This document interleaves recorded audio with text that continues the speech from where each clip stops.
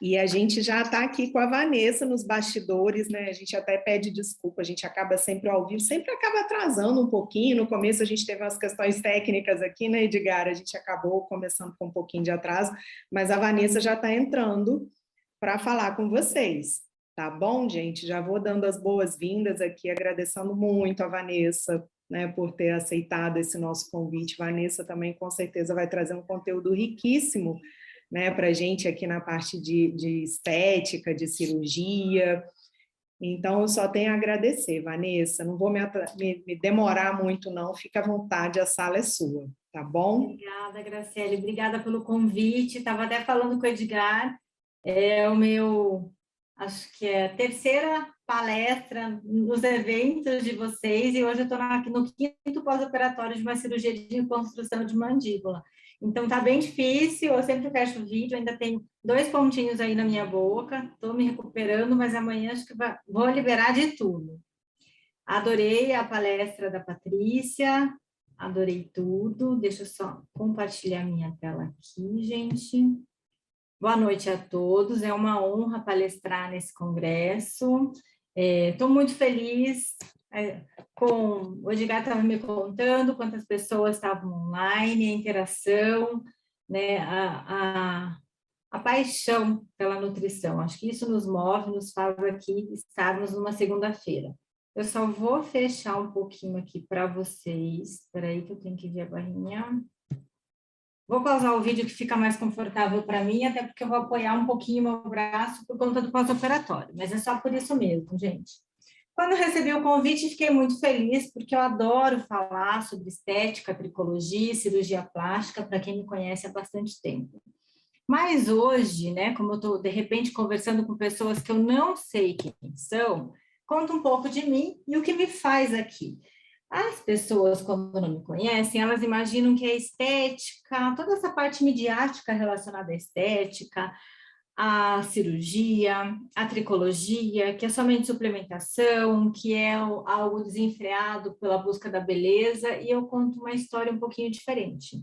Na verdade, essa parte de pele sempre foi minha grande paixão, não só na pesquisa, mas também no estudo e por alguns interesses pessoais que a gente sempre tem, né, de travar algumas coisas, mas o fato foi que em 2011 eu comecei a fazer parte do programa de pós-graduação em cirurgia translacional da Unifesp.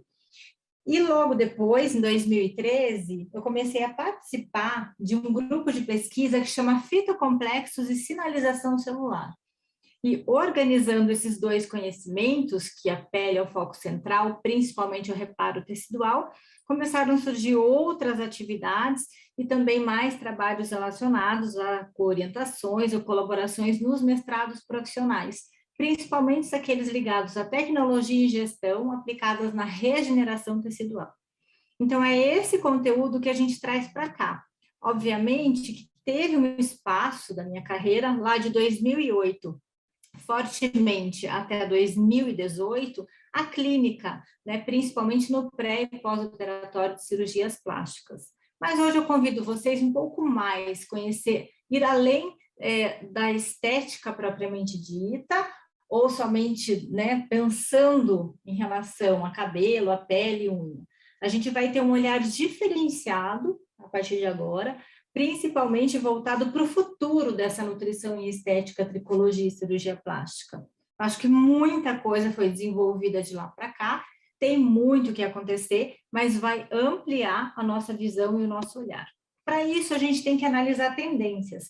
Toda vez que a gente fala futuro, existem até profissionais específicos para isso, que são cool hunters, eles olham o futuro, mas quando a gente fala pesquisa futuro, a gente volta para a base, vocês nem imaginam que isso possa acontecer.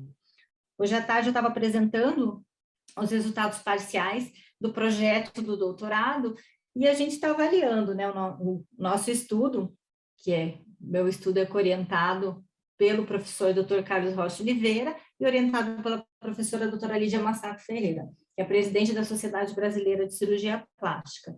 Ele trouxe como cenário resveratrol e ácido clorogênico em fibroblastos humanos. Então, a gente começa a observar os efeitos anti-inflamatórios. Aí muita gente fala, mas resveratrol, ácido clorogênico, que já existe, né, na verdade, comercialmente, e por isso que eu comento com vocês, muitas vezes olhar o futuro é retroceder, é entender como esse mecanismo de ação é descrito, como que ele participa de diversas ações, ou síntese de enzimas, ou regulações metabólicas, para a prescrição com segurança e novos produtos e processos relacionados acontecerem. Porque quando se fala em inovação, ela pode ser tanto de utilidade, quanto também de um novo produto ou processo. E quando a gente fala pele, quanto mais envelhecemos, mais precisaremos ter o cuidado com ela. Porque vamos e tendemos a ser longevos. Nós nos preocupamos com várias patologias, mas a pele é o maior órgão do corpo humano, e quanto mais vivermos, mais precisaremos de atenção, porque o envelhecimento é intrínseco, extrínseco, cronológico, esperado e irreversível. E esse é um ponto fundamental, quanto mais envelhecemos, mais nossa pele é sensível ou sensibilizada. Então, esses cuidados com a nossa pele, aí a integridade da pele, por isso que tem um foco, muitas vezes, que vocês escutam, saúde estética, que é importante. Outro olhar para o futuro, e muito, um futuro que já acontece, até gosto de brincar, porque já aconteceu muito isso durante a pandemia, é a aceitação da imagem corporal e autoestima. As pessoas começaram a se olhar mais porque estavam em home office, e começaram a interagir em vídeo, nunca se viram tanto. Existe, obviamente, um apelo midiático em relação aos transtornos dismórficos corporais ou baixa autoestima e aceitação da imagem, mas a ideia é que o profissional que trabalha nesse cenário, estética, tricologia e cirurgia plástica, tenha uma atenção diferente e promova a autoestima, ao invés de refutar esse cenário. E olha que interessante, lá atrás, em 2008, quando começaram os atendimentos, quando comecei a atender em estética, tudo era misturado. Estética, tricologia, cirurgia plástica. Um pouquinho depois, 2 anos depois que eu comecei a receber os primeiros pacientes de cirurgia plástica, eu comecei a entender as diferenças. Uma coisa é estética, que poderia trazer aí toda a parte relacionada às queixas inestéticas e também um pouquinho também das afecções dermatológicas. E se a gente for enquadrar a pesquisa também, se a gente olhar em relação ao enquadramento de pesquisa, a cirurgia plástica é medicina 3 e outras, né, a dermatologia, às vezes, dependendo se é cirúrgica, tem medicina 3 ou se não medicina 2, e tem a ciência básica, que acomete tudo isso, muitas vezes se faz relação de tratamento. Olha só que são pontos interessantes. E a tricologia foi uma ciência que ela estava intimamente ligada para a estética, porque se imagina só a beleza dos cabelos, mas na verdade é uma outra área de atenção que chama tricologia e terapia capilar, onde as alopécias, onde todas as afecções relacionadas ao couro cabeludo e à haste capilar é que são tratadas. Então, um olhar para o futuro, ele amplia a nossa visão, porque a gente precisa entender disso, porque ou a gente tem que inovar ou empreender nesse setor. Se tiver dentro de um consultório, dentro de uma clínica, dentro de uma indústria, ou no ambiente digital e online, há necessidade de empreendedorismo e inovação.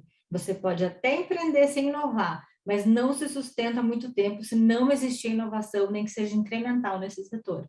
Então, olhar nesse futuro é entender a estética não como depreciativa à saúde, mas como aliada à saúde, e, se necessário, atender pessoas que tenham desejos de melhoria em tais pontos de atenção, ou necessidade, como, por exemplo, muitas cirurgias reparadoras são a necessidade, não é só o desejo do paciente, né? Então, o paciente é no centro. Uma das metodologias de inovação chama Design Thinking, que a gente sempre olha o desejo do paciente e trabalha relacionado ao que a gente vai buscar, seja na ciência ou por meio da ciência, de inovações tecnológicas, algo que promova melhoria para ele. E por que falar muito nesse setor? Setor de health beauty, setor de pele, mercado da estética, mercado da beleza é bilhardário. Já existem estimativas por vários grupos, centros de pesquisas de consumo, nesse setor, que o crescimento vai até 80 bilhões até 2025. É muito dinheiro. Muito dinheiro envolvido na geração de novos produtos, na geração de pesquisa e também na mídia. Então, a gente precisa se enquadrar. O que não é nutrição e estética, tricologia e cirurgia plástica com visão de futuro? É fórmula pronta, aquela fórmula que você aprende num curso ou compra no e-book e sai prescrevendo igual para todo mundo. Isso não é atenção clínica, isso não é nutrição clínica e muito menos a suplementação adequada. Porque o olhar, quando a gente tem o paciente no meio, a gente vai promover, quando necessário, a prescrição dietética personalizada ou customizada por meio de ativos que são os magistrais. Mas mesmo os ativos magistrais prescritos necessitam de inovação. Não dá para prescrever algo porque recebeu uma embalagem ou algo de alguém. Eu preciso entender aquele suplemento, ler aquele artigo e entender se existem ensaios clínicos randomizados relacionados ao tratamento, qual é a dose prescrita, se tem testes de eficácia clínica, se existe toda a regulamentação na Anvisa ou nos órgãos mundiais relacionados à inovação. Então, existe nanotecnologia envolvida, o meu paciente vai ser beneficiado com segurança se eu prescrever um insumo que tem 30% a mais no valor de mercado e o porquê eu coloco essa suplementação. Isso não é brincadeira, isso não se aprende em qualquer palestra, em aula e muito menos em post do Instagram. A gente precisa pesquisar e entender para fazer isso.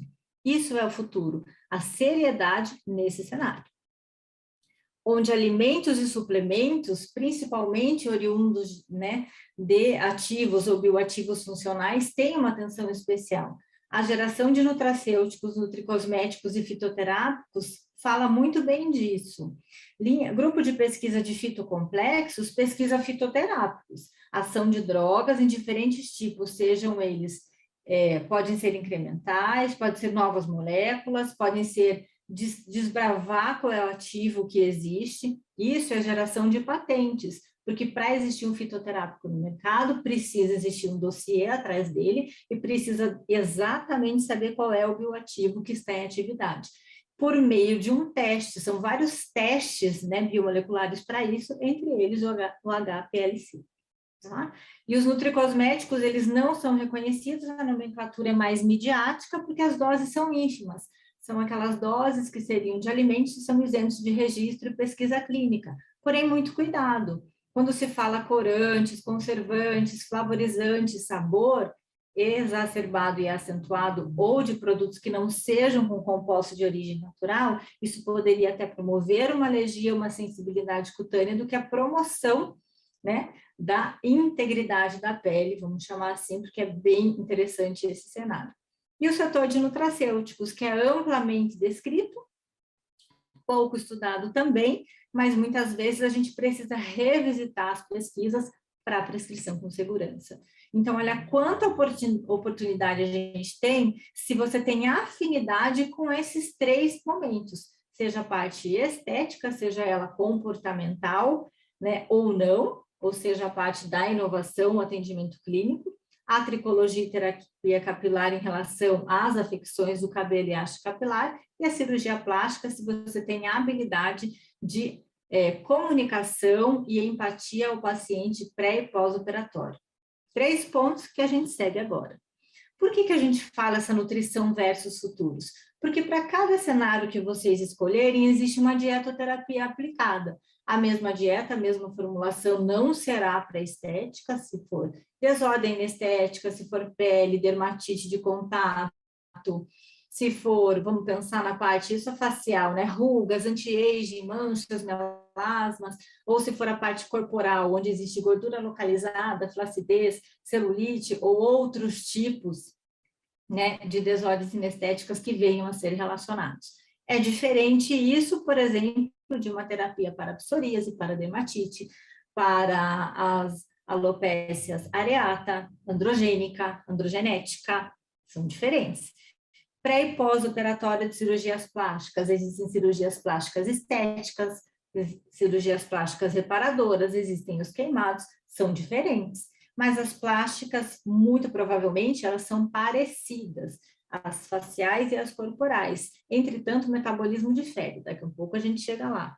A parte da imunonutrição é muito específica, é diferente o meu paciente se ele tem psoríase e atrelado a isso ele tem uma desordem estética, ou ele tem uma condição clínica, ou ele tem uma história clínica de diabetes na família, e por aí vai.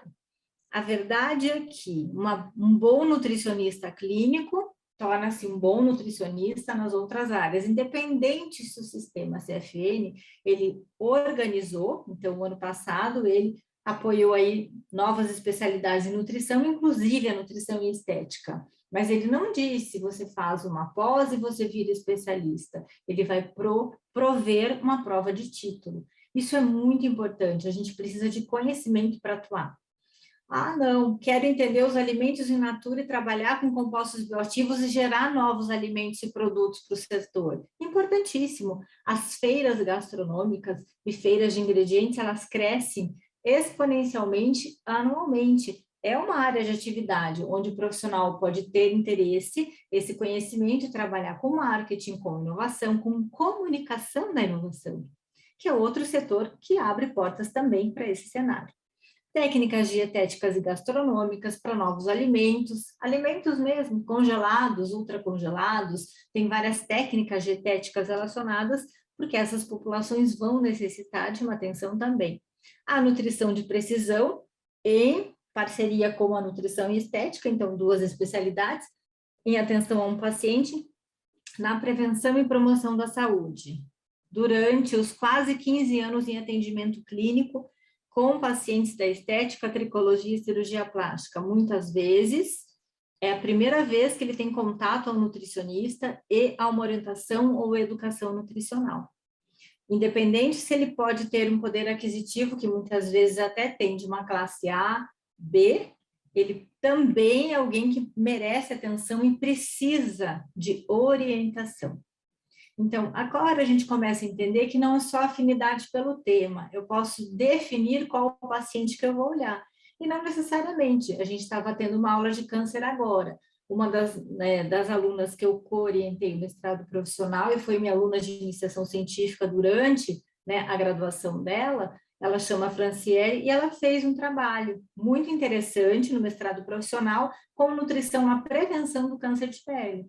E quando a gente pensa nisso, a gente está falando de saúde pública. São carteiros, pessoas que trabalham no sol, pessoas que trabalham na lavoura, são pessoas de diversos tipos de profissões que precisam de atenção e não necessariamente estão na classe A e B, elas estão muitas vezes na C, na D e na E. Então, a empatia e a nossa bagagem de conhecimento que vai olhar para qual local a gente vai trabalhar. E também pensando, foi falado também na palestra anterior, eu adorei a medicina do estilo de vida atrelado, que é MEV, a abordagem na saúde, com hábitos de vida, com intervenções terapêuticas para tratar ou prevenir doenças, pensando nos 6 pilares. É preciso gerenciamento do estresse, melhora do sono, exercício físico, alimentação equilibrada, diminuição do tabaco e álcool e o comportamento preventivo. É preciso a gente começar a olhar de uma forma diferente como estamos mediante a vida. E muitas vezes, quando a busca é por estética, ela também está por bem-estar. E a gente consegue também implementar os pilares da medicina do estilo de vida nesse paciente. Além disso, quando um paciente tem uma afecção, procura um tratamento tricológico, que esse é o nome, a gente também consegue trabalhar com os pilares da medicina do estilo de vida ou nutrição no estilo de vida, que é a NED, que muitas vezes estão correlacionando.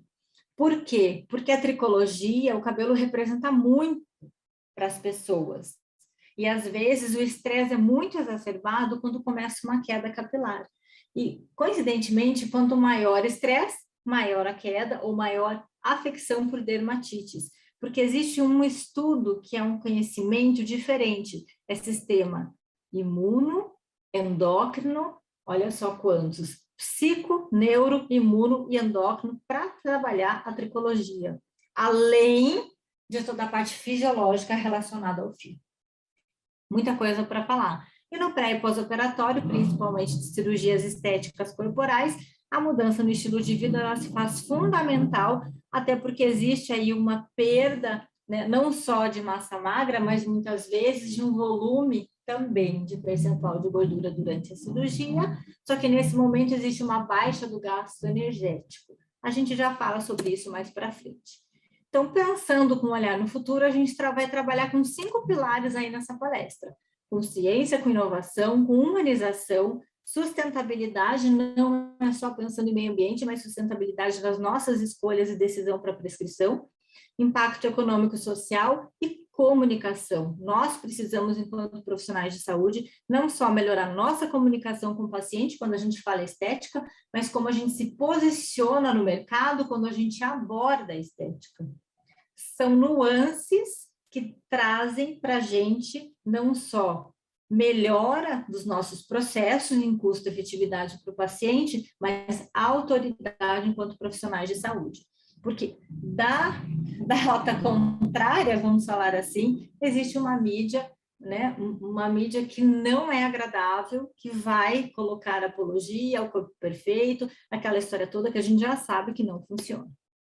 Então, aqui, para quem não conhecia, a resolução do CFN 689, do reconhecimento das especialidades, nutrição e estética e nutrição de precisão, elas podem fazer parte aí da nossa inovação, saúde e bem-estar. Eu acho que são duas que até têm aí muita familiaridade para esse segmento com inovação.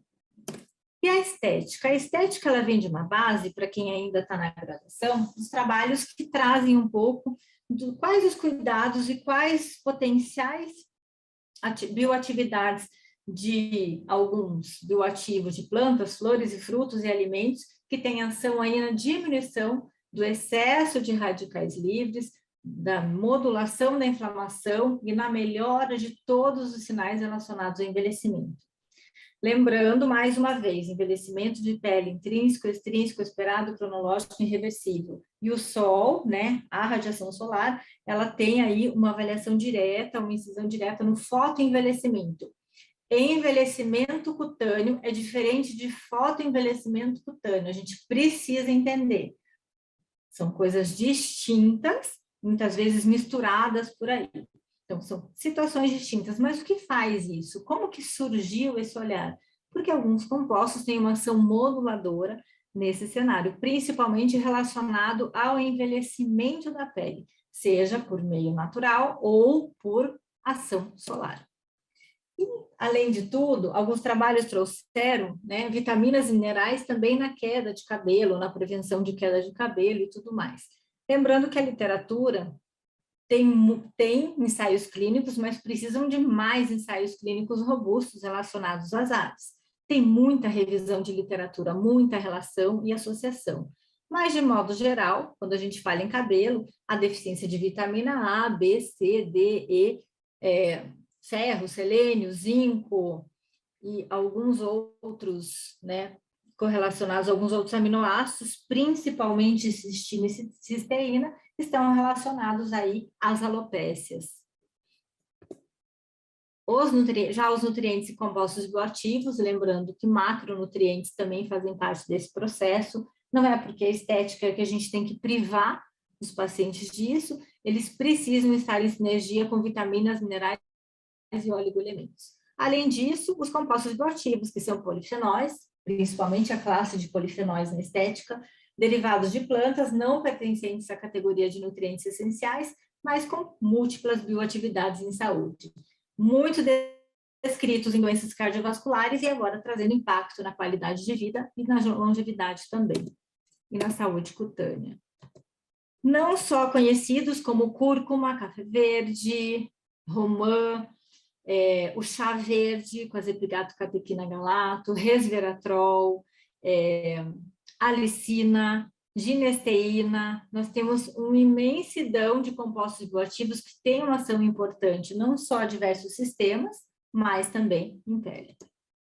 A nutrição de precisão traz o perfil genético, como o perfil genético impacta a resposta do nosso organismo à dieta, por meio da digestão, absorção e metabolismo de nutrientes, E também, com o teste de nutrigenética, nós conseguimos avaliar o sistema antioxidante para ajudar na melhora, não só na absorção desses nutrientes, porque a biodisponibilidade aumentada é algo importante para a pele.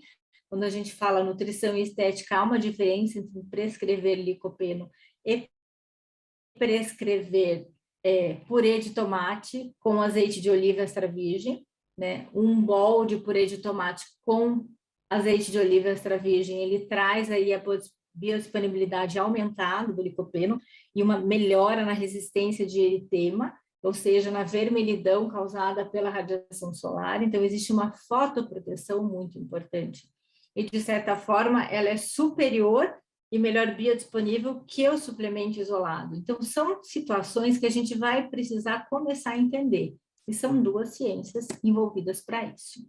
Uma revisão recente, em 2021, que trouxe compostos bioativos para a saúde da pele, e, na verdade, ela veio como se fosse uma aula de nutrição e pele, né, onde trouxe em várias tabelas quais são os nutrientes, alimentos-fonte, qual a função na pele, e o mais interessante, situações de hipovitaminose e hipervitaminose nas desordens de pele, porque muitas vezes as pessoas esquecem, elas querem tomar muito ou prescrever muito de um determinado oligoelemento ou bioativo, só que quanto menor a dose, parece que maior a efetividade da maioria do que a gente lê.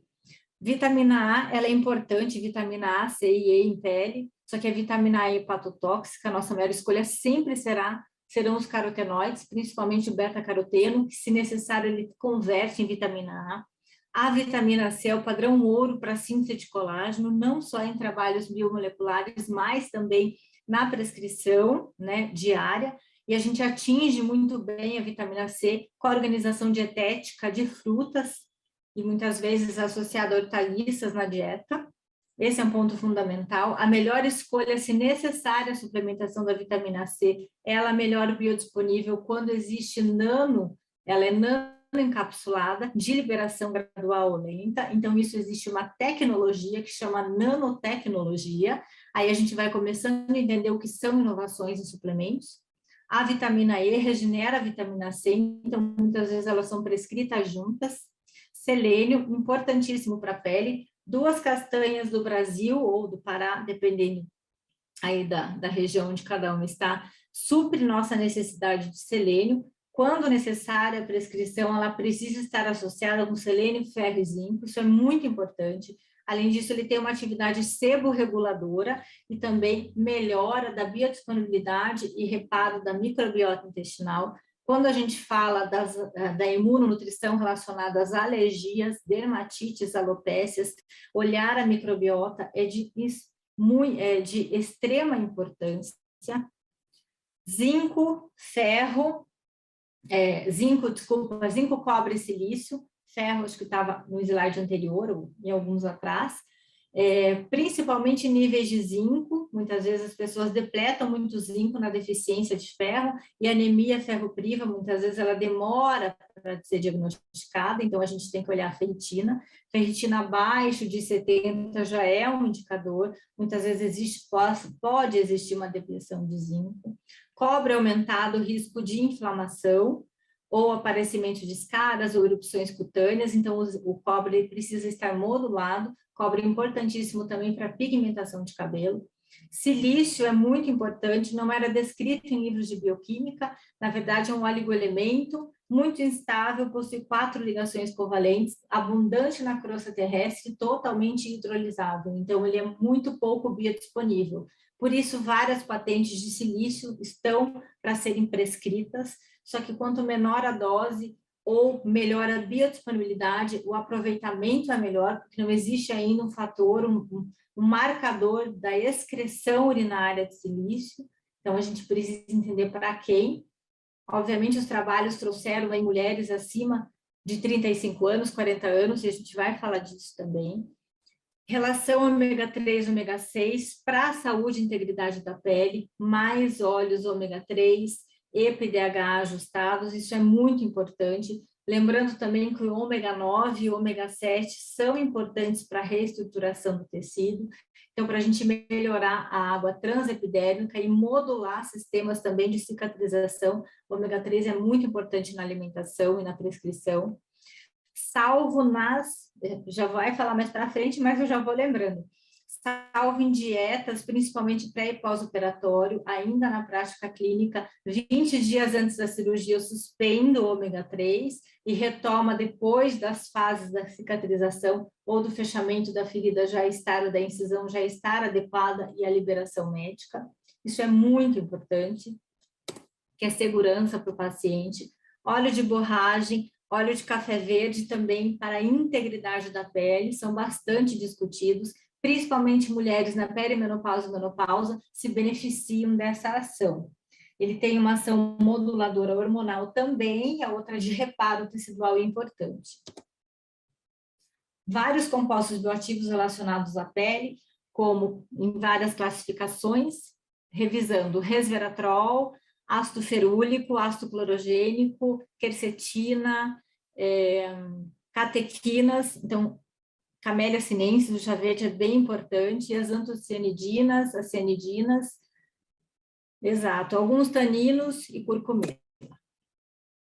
Carotenoides, eles são importantes como hidratantes de pele. Na verdade, se você já ouviu falar do termo nutricosmético, é porque em 2007, Palombo e colaboradores, eles avaliaram a luteína tópica, a luteína oral e um grupo com luteína tópica e oral. Isso deu início não só aos nutricosméticos, mas a um olhar relacionado à prescrição in e out, onde você prescreve um creme, um cosmético, mais um produto oral.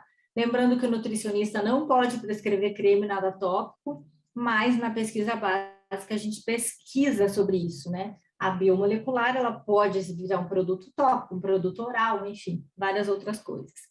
Beta-caroteno, licopeno, luteína, zeaxantina e astaxantina. Até 10 anos atrás, imaginava-se que doses aumentadas seriam mais importantes como hidratantes, e hoje doses menores têm melhor biodisponibilidade e melhor ação e custo-efetividade para o paciente. Na fotoproteção oral, como falei para vocês, existe um trabalho publicado, né, do nosso grupo de pesquisadores. A Franciele foi aluna de mestrado profissional, que teve a primeira autoria desse trabalho, e trouxe uma revisão sobre os alimentos com ação fotoprotetora, possível prevenção no câncer de pele.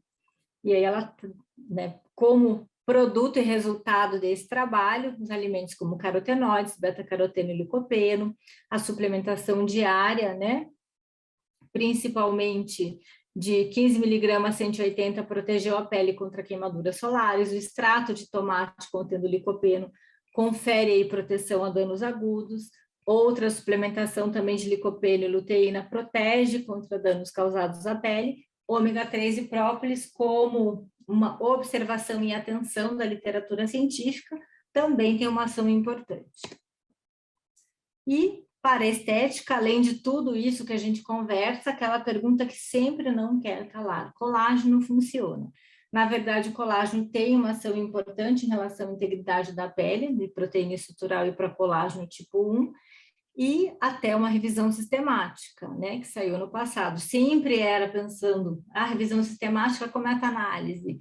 Antigamente tinham várias revisões, mas nunca com meta-análise. Mesmo essa com meta-análise, a força maior dos trabalhos foram em mulheres, se a gente vai analisar os resultados, acima de 35 anos, quando beneficiadas, com patentes específicas e marcas específicas de colágeno, mas os autores ponderaram muito bem os resultados quando eles comentaram: ainda são necessários estudos que avaliem a suplementação isolada de peptídeos de colágeno, com um grupo separado dos peptídeos com os oligoelementos, que geralmente os trabalhos trazem peptídeos de colágeno, mais vitamina C, zinco, cobre, ferro, selênio, silício, coenzima Q10, entre outros aí, bioativos, para mimetizando a síntese de colágeno para atividade biológica.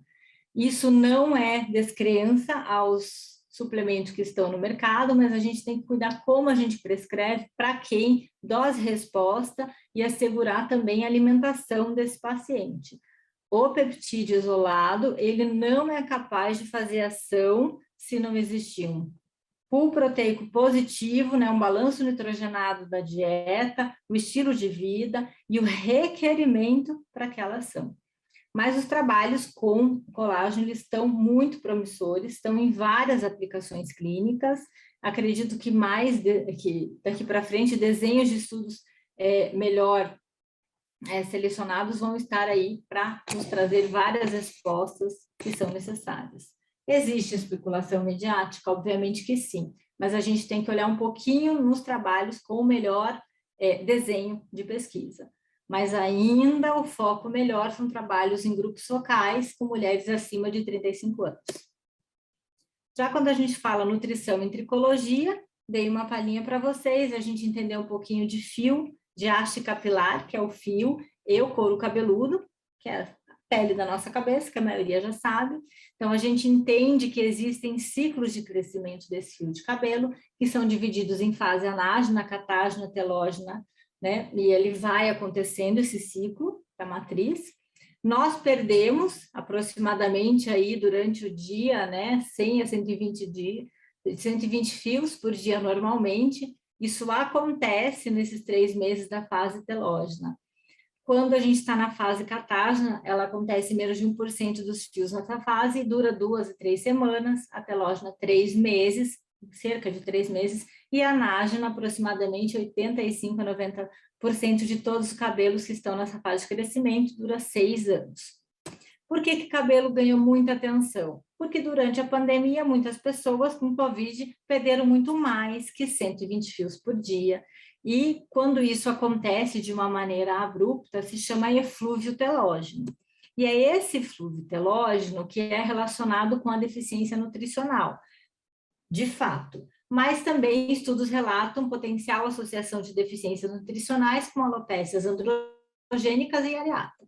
Olha só que interessante. Isso aqui, vamos imaginar que é uma haste capilar aí, um corte, né? Para a gente entender. Então, o cabelo, ele é formado por aminoácidos, por várias outras coisas, e principalmente 27% dele é de proteínas, e também existem cistina, taurina, biotina, vitamina D, ferro, zinco, cobre, cálcio, selênio e silício. Quando existe o eflúvio telógeno, a gente tem uma perda nutricional importante, uma deficiência nutricional, os fios caem. Isso acontece muito relacionados a a pós-operatório, seja de cirurgias bariátricas ou de cirurgias plásticas também, após um momento de estresse, perda do ente querido da família, ou aconteceu alguma coisa, a pessoa é predisposta ao estresse, ou síndrome do pânico, tudo que é relacionado um pouquinho à saúde mental, ou também ela passou por um problema grave em outro campo, né, da vida, e também pode vir ali a partir de depois de 6 meses do evento, é que começaria a exacerbar essa queda. O que aconteceu na pandemia é que os trabalhos que correlacionaram Covid-19 perceberam que não se passa 6 meses para acontecer o eflúvio telógeno, se passa praticamente 72 dias e já começa a acontecer. Parei para tomar água, gente, por conta do meu ponto aqui. Então, vamos recapitular esse cenário, Vanessa, que eu não estou entendendo. Teoricamente, se a gente sofresse um período estressor agora, a gente teria uma queda daqui 6 meses. Começaria aquela queda acentuada. Mas Covid, ela muda um pouco o metabolismo e várias outras coisas relacionadas ao corpo. E o que acontece? Ao invés da queda começar, essa inflamação exacerbada que provoca a queda, ela vem aí após 6 meses da contaminação, ela começa a aparecer após 72 dias.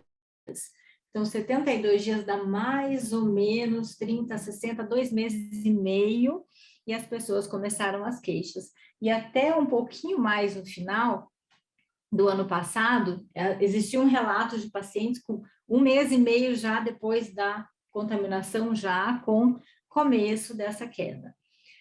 Essa queda, ela retoma, a haste capilar vai retornar um dia, não precisa se preocupar, mas ela acontece por conta do estresse aumentado da patologia. Isso é muito importante falar. Já em algumas alopécias, existem cicatrizes que se formam, e daí, muito provavelmente, se não tratadas, aquele local poderia não ter reestruturação ali do folículo piloso novamente. Como vocês sabem tudo isso, né? É interessante a gente pensar no que falta um folículo. O grupo de pesquisa de fitocomplexos, a gente também estuda óleos essenciais, outros extratos vegetais que atuam nessas células. Lá é totalmente trabalho biomolecular, gente. É fibroblastos, folículo, queratinócito, melanócito, astrócito, células de câncer de mama, de câncer de próstata, é só toda a parte biomol, né? Então, biomolecular, para a gente entender o que acontece e descrever os mecanismos de ação. Quando a gente olha em proliferação de folículos, é importante que a atividade biológica do nutracêutico, do fitoterápico, seja oriunda principalmente de frutas ou folhas que têm uma ação importante na modulação dessa inflamação ou melhora na microcirculação local. Então, as arroxeadas, avermelhadas, né, pensando em compostos bioativos, ou vamos pensar assim, cavalinha, romã, resveratrol, ele precisa proliferar, açaí, frutas vermelhas, as berries, a cranberry, todas essas deveriam melhorar a nossa microcirculação local. Coincidentemente, são as mesmas que melhorariam a microcirculação local também para pacientes com desordens inestéticas e queixas, por exemplo, de fibroedema amiloide, celulite. Se causada por inflamação, se causada por alteração hormonal, precisaria modular a parte hormonal, então entraria resveratrol, entraria óleo de borragem para melhorar, e a própria crisina para melhorar o aspecto da celulite. Como o silício faz parte do cabelo também, a gente traz um trabalho de uma patente que ele trouxe redução aí também de rugas faciais e hiperpigmentação, mas sabe-se que ele também depleta alumínio e melhora também a biodisponibilidade aí em relação à força e tração dos cabelos, né? Então, isso tem uma ação importante aí nesse cenário. Outro trabalho que trouxe avaliando o suplemento foi um estudo comparativo, lembrando que estudos comparativos não são estudos para tratamento, não é um desenho de estudo para isso, mas ele trouxe aí os usos, né? O uso de 2 suplementos que estão disponíveis no mercado e avaliaram aí por tricoscopia digital o resultado. Então, o grupo 1 são mulheres que suplementaram zinco, biotina, ferro, vitaminas A, C e E, complexo B, ácido fólico, magnésio e aminoácido, queratina e colágeno hidrolisado. E o grupo 2, pantotenato de cálcio, cistina, nitrato de tiamina, levedura medicinal e queratina. Trataram a queda de cabelo por 180 dias, com avaliação clínica, né, nos momentos e a tricoscopia digital, e segundo os resultados, o grupo 1 apresentou melhora significativa em todos os parâmetros. Lembrando que é um estudo comparativo, não é ensaio clínico randomizado, não está sendo comparado ao padrão ouro. Nós também fizemos uma revisão de nutrição e saúde do cabelo, depois eu vou passar para vocês, o Edgar coloca lá embaixo da palestra, alguns links de artigos que estejam disponíveis gratuitos, que eu acho importante complementar a aula, e aqui a gente fez uma revisão de vários nutrientes e compostos bioativos relacionados ao cabelo. Foi um pouquinho antes da pandemia, na verdade a gente publicou bem no começo da pandemia, então por isso o Covid não entrou aí nessa nossa seleção de artigos, mas eu acho que colabora, né, para a gente entender um pouco mais o que é ação de cada nutriente no folículo ou na haste capilar ou no couro cabeludo, e como a gente pode customizar ou personalizar a dieta do paciente. Fazendo um resumão, né, para nutrientes e cabelos, então a ideia de tratamento é que existam simbióticos, glutamina, arginina, probiótico, ácido graxo ômega 3, vitamina C, vitamina A, zinco e silício. Ferro, observar se tem ou não anemia, mas a ferritina acima de 70, e lembrando que o eflúvio telógeno, ele é correspondente a deficiências nutricionais, estresse físico, puerpério, dietas de emagrecimento, low carb, restrição calórica, cirurgia bariátrica, síndrome da má absorção, síndrome do intestino irritado, alergias alimentares e Covid-19. Sem contar quando existe também uma agressão física, por exemplo, nas dermatites, quando existe muita coceira, e as pessoas não têm um olhar, né? Porque muitas vezes o atendimento não é só do nutricionista, tem que também passar por atendimento psicológico, porque às vezes a coceira exacerbada, a pessoa também pode ferir o próprio couro cabeludo por meio da patologia. É como se fosse uma hipersensibilidade cutânea. Isso é bem complicado. E às vezes a coceira é muito forte para o paciente. E aqui, voltando para a gente falar de tricologia, muitas vezes é importante a gente trabalhar com técnicas de mindfulness.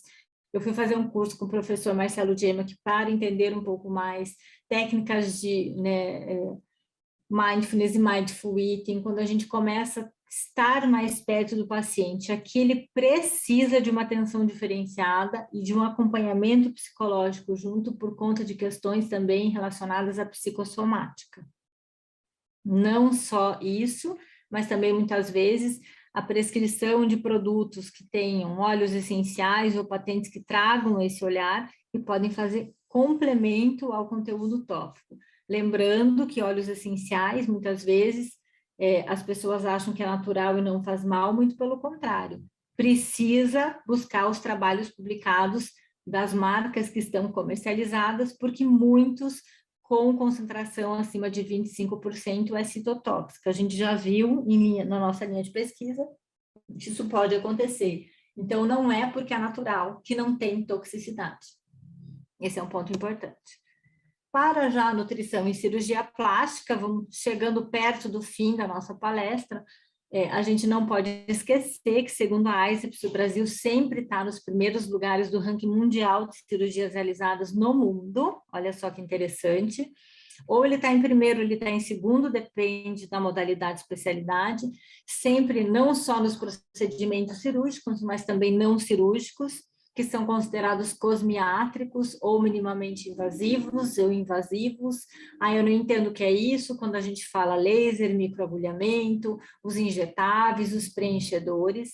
É importante a gente entender que esses procedimentos também muitas vezes requer que o corpo esteja de uma forma, a imunidade boa, que não exista uma inflamação exacerbada, que as pessoas estejam com o estresse diminuído, e, além de tudo, que elas precisam nutrir-se, né? A nutrição precisa existir também para isso. Alguns trabalhos até trazem em relação à toxina botulínica e zinco na literatura. Mas não é só isso. Quando também se usa um preenchedor, a gente vai depender de uma resposta imunológica, então a imunidade do paciente precisa estar preservada. Quando a gente fala pré e pós-operatório de cirurgias plásticas estéticas, a gente está falando de algumas cirurgias que são reparadoras e outras que são pelo desejo de um contorno corporal e não é emagrecimento. Esse é um ponto fundamental de esclarecer também. E outros pontos falam em relação à nutrição e à cicatrização ou reparo tecidual. Então, a gente vai falar um pouquinho disso daqui para frente. Antes de mais nada, quando eu organizei uma obra, junto com a doutora Aline Schneider, Atendimento Nutricional em Cirurgia Plástica, uma abordagem multidisciplinar, em 2013, é um livro que foi feito em 2013, até hoje ele é muito importante para a área. Por quê? Pelo volume de cirurgias feitas, pelo não entendimento das modalidades, dos tipos de cirurgias realizadas, e muitas vezes porque a gente não entende como trabalhar com esse paciente, né? Porque ele vem de um desejo muito forte, melhorar seu contorno corporal, e às vezes ele é equivocado pela mídia. Quando ele é equivocado pela mídia, ou ele deseja emagrecer pela cirurgia, ou ele não está satisfeito com seu corpo e pode mascarar um transtorno. Logo depois que eu fui pesquisar em relação ao programa de cirurgia, pós-graduação em cirurgia translacional, que também faz parte ali da cirurgia plástica da Unifesp, eu tive o prazer de contribuir nesse trabalho que fala sobre transtorno dismórfico corporal. E depois de participar desse trabalho, publicado um capítulo de livro sobre nutrição em transtornos dismórficos corporais. É quando a pessoa se olha no espelho e não se enxerga, não se aceita. Então, ela é diferente de uma alteração, insatisfação com a imagem, ela tem um transtorno, e todo transtorno, ele é um ponto negativo para a cirurgia, Por isso que a gente tem que entender que esse cenário também pode existir isso. A gente não quer, nenhum cirurgião quer operar uma mulher transtornada relacionada à dismorfia corporal. Já quando a gente olha a cicatrização, a gente pensa diferente. A gente tem que associar as fases da cicatrização, pensando no reparo tecidual, as citocinas ou fatores de crescimento envolvidos em cada fase, e fazer uma relação dos nutrientes. Então, no livro, no capítulo que foi descrito pela Ângela, é uma nutricionista, né, nos eventos no Conestetic, que é o congresso de nutrição e estética, tricologia e cirurgia plástica, que esse ano vai para a 3ª edição. A Ângela sempre palestra, no primeiro ela palestrou sobre queloide, que foi o tema de mestrado dela, no segundo ela palestrou sobre mindfulness relacionado também à estética, e esse ano ela vem também novamente aí no segundo semestre. Então, fez uma revisão importante junto com a sua dissertação de mestrado, que trouxe os nutrientes envolvidos nas fases da cicatrização. E na literatura, né, didaticamente, as fases da cicatrização são divididas em inflamatória, proliferativa, né, e a remodelação. Só que a gente não pode esquecer das fases do reparo tecidual, quando existe uma lesão. A inflamação neurogênica, ela é importante, é uma fase silenciosa, mediada por ácido graxo essencial, zinco, cobre, magnésio, selênio, e também com dietas aí que precisariam modular a glicemia.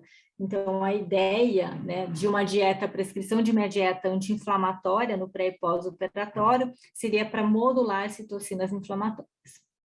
Na fase da inflamação tecidual, arginina, taurina, cisteína, glutamina, zinco, cobre, ferro, boro, manganês, vitamina C e vitamina A.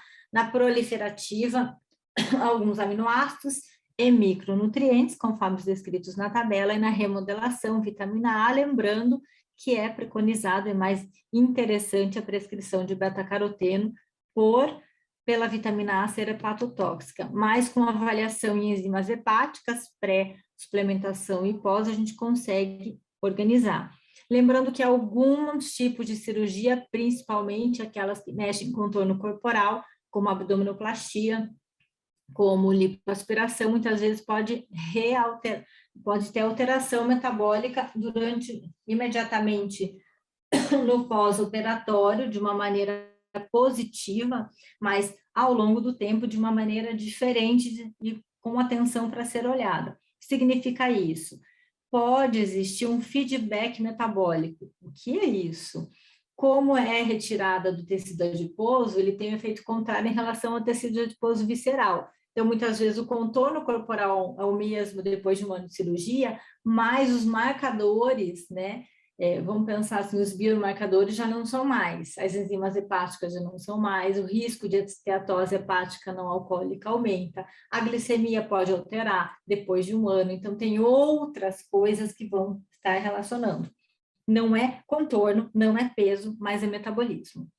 Então, existe uma baixa do gasto energético pós-operatório de cirurgias combinadas combinadas são lipoaspiração, abdominoplastia, implantes mamários, ou implantes mamários e uma reorganização, vamos pensar, uma reestruturação de tecido adiposo, que também existe muito, né, que são as lipoesculturas.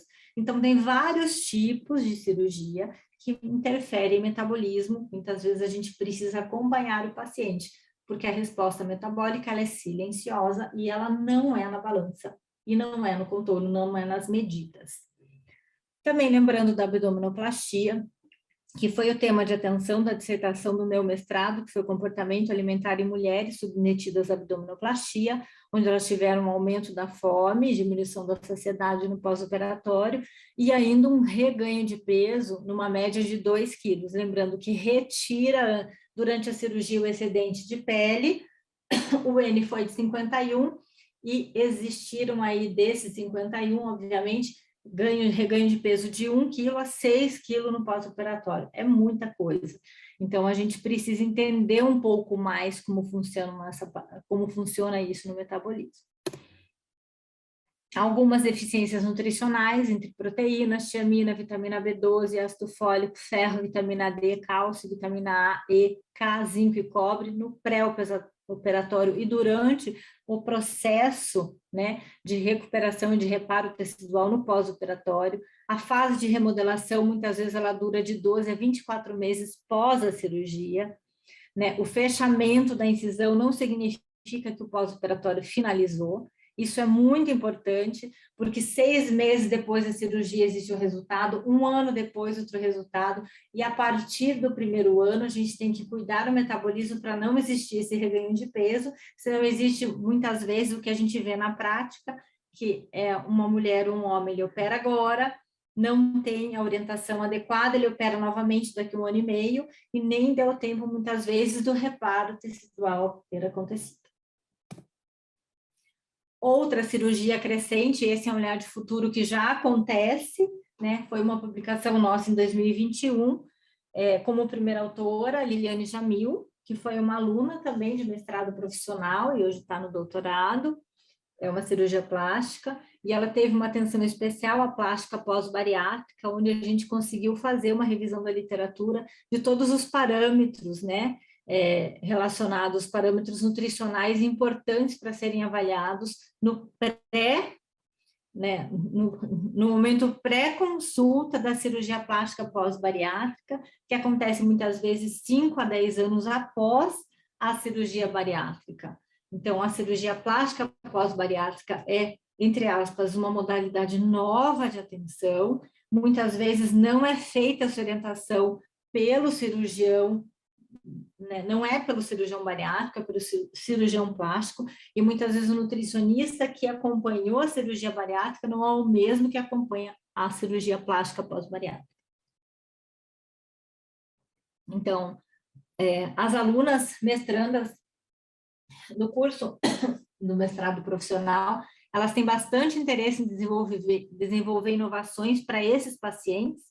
Então, a Liliane fez essa revisão e trouxe, e depois dessa revisão, o produto dela de mestrado foi o BariPrep, que é um protocolo onde a gente vai avaliando como é esse paciente. Ele está disponível também lá no site do mestrado profissional da Unifesp, todo profissional de saúde pode olhar. Então, existe um olhar de atenção, quais parâmetros a gente precisa avaliar, e outra aluna que ainda está em curso, mas vai defender no final do ano, ela tem aí um olhar também, ela está fazendo como produto um curso de suplementação e inovação para esses pacientes voltado à formação de profissionais de saúde. Então, tem muita coisa acontecendo nesse cenário, porque grandes centros estão abrindo estruturas hospitalares para atender esses pacientes que vêm agora para a cirurgia plástica pós-bariátrica.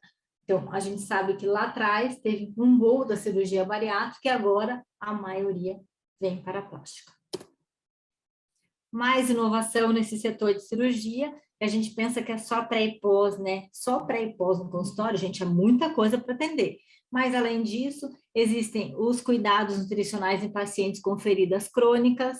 Então, também teve um manual para profissionais de saúde, da aluna Paula Pence, também está disponível gratuito no site do programa. O livro da Franciele, que é Nutrição na Prevenção do Câncer de Pele, para quem quer desenvolver produtos ou cosméticos em regeneração tecidual, um manual prático desse desenvolvimento feito pela Eliana Mica.